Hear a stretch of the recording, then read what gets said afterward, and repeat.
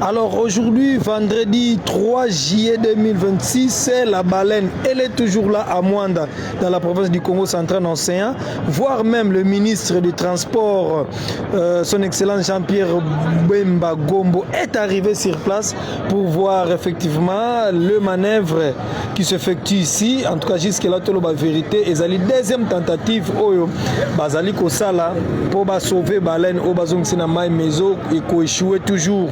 Azali Mouana baleine, elle pèse énormément de tonnes.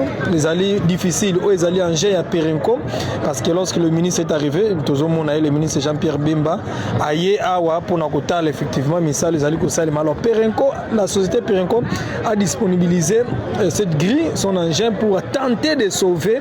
Mais bozo komona bandeko bazali ko bunda, mais ezo simba tazo ko peser makasi. Tolo bakelelo baleine banda ba mona na Mwanda. Il y a plusieurs jours, Tilelo Azaka Gawana et aucune disposition pour sauver Batou. Lelo Baye qui est belé Mokula vendredi pour la tentative au Soussou.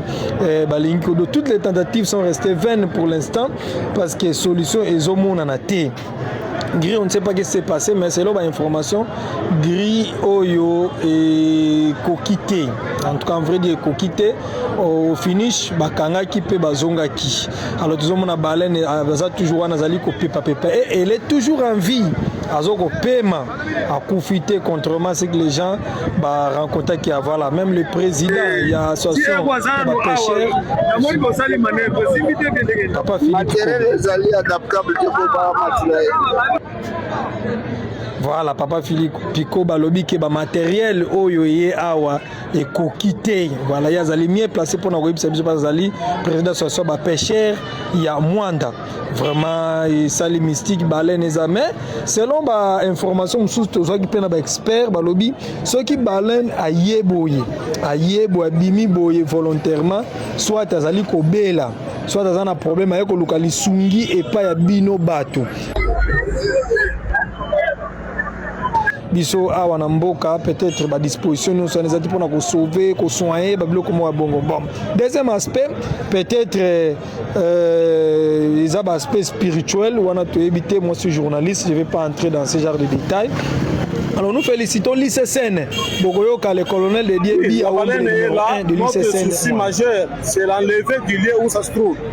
On vient de faire une deuxième tentative avec le VPM et notre intention de secourir la baleine reste toujours la même. L'idée c'était de prendre la baleine, la remettre encore dans l'eau et voir si elle sera encore refoulée par les vagues de l'océan. Et si elle est refoulée par les vagues de l'océan, ça nous permettra de confirmer qu'elle est totalement décédée.